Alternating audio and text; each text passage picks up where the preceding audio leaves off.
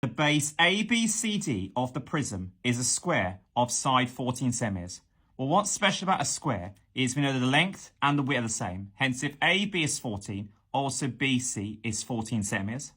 T is the point on BC such that BT to TC is in the ratio of 4 to 3. As I have the total length of BC, I know it's 14 centimeters. As I have the total, I'm going to start by adding up my parts. Here, 4 add 3 gives us 7 parts. Therefore, to find one part, I'm going to divide the total length of BC, which I know in this case is 14. So it's going to be 14 divided by the number of parts. In this case, there's 7 parts. And 14 divided by 7 gives us 2. As I know BT is the 4 parts, and each part is worth 2, well, 4 times 2, therefore that gives us 8. And TC is the 3 parts, and each part is 2. Well, 3 times 2 gives us 6.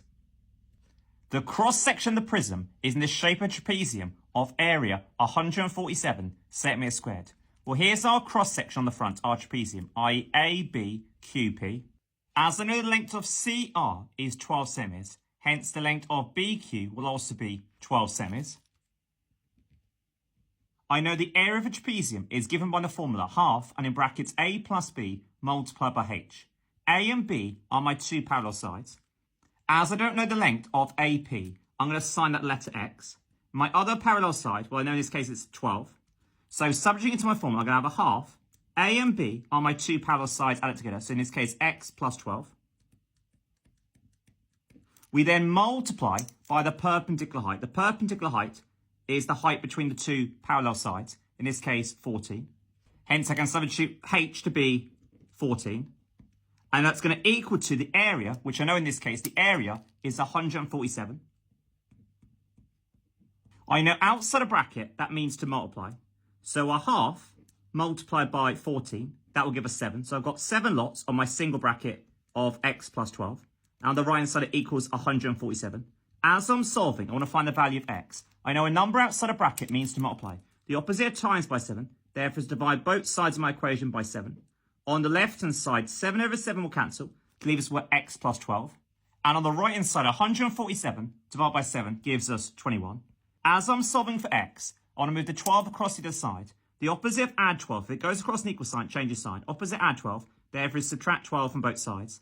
On the left-hand side, 12 subtract 12 will cancel. That'll just leave us with X, what I'm trying to find. And on the right-hand side, 21 subtract 12 will give us 9. Therefore, I know the length of AP is now 9 centimeters. Find the size of the angle between the line ST and the base ABCD. We're looking at the line ST. ST is our dotted line. And the base ABCD. So first of all, I'm going to draw a line connecting D to T. Hence, the angle you want is this angle here.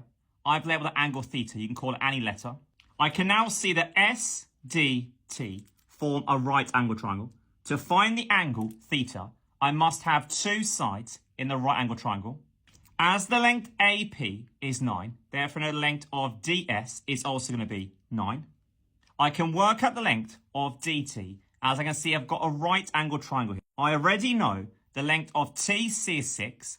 And I know length DC will be the same as AB, as it's a square, will be 14. As I want to work out the length of DT in a right angle triangle, and I'm given the other 2 sides, I can apply Pythagoras' theorem. Pythagoras' theorem is a squared plus b squared equals c squared. And c, the hypotenuse, is always directly opposite the right angle. As I'm finding the longest side, I'm going to label this side letter y. All I've got to do is square the 2 shorter sides, add it together, and square root. Therefore, length dt that I've called y is simply going to be the square root of 14 squared plus 6 squared. Substituting everything on the right into my calculator, I get y comes out to be 2 root 58. Now I know the length of dt is 2 root 58. I can go back and label dt here as being 2 root 58.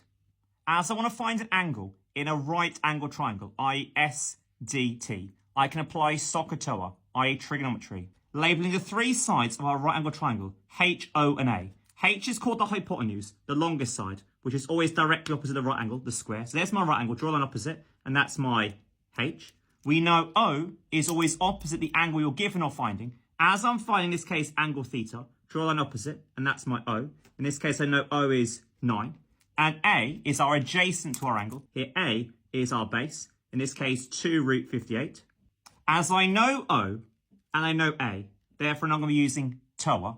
Hence, tan of the angle, in this case tan of theta, is going to equal to O, a horizontal line in a form of triangle means divide. So O divided by A. Well, in this case, O is our 9. So it's going to be 9 divided by A. In this case, A is our 2 root 58. As I'm finding the angle theta, I leave theta alone on the left-hand side. If you move a function across an equal sign, it becomes what's known as the inverse. So tan crosses and it becomes the inverse of tan, i.e. tan to the minus 1, of 9 over 2 root 58. Substituting into our calculator, first can we press this shift, then follow the function tan to get the inverse of tan, tan to the minus 1. Then press our fraction key, in this case 9 over 2 root 58. Press equals. And therefore our angle is 30.577. We're asked to give our answer correct to 1 decimal place. So 1 decimal place means the first digit after decimal. We then stop, draw a line to the right. That's called our decider. Is that 5 more? In this case, yes. So round the previous digit up by 1. So my angle, therefore, is 30.6 degrees.